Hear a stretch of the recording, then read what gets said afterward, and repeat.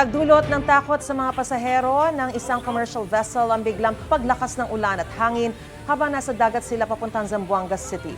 Makikita mga pasahero na kumukuha ng life jackets. Maririnig din ang anunsyo ng mga otoridad na maging mahinahon at huwag magpanik.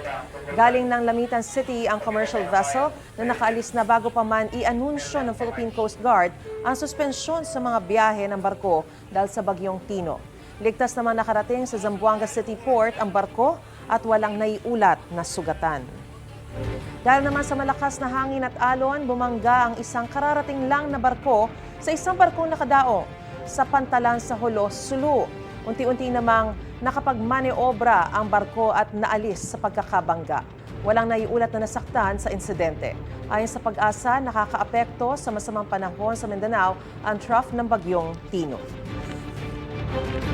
Gusto mo bang mauna sa mga balita? Mag-subscribe na sa GMA Integrated News sa YouTube at tumutok sa unang balita.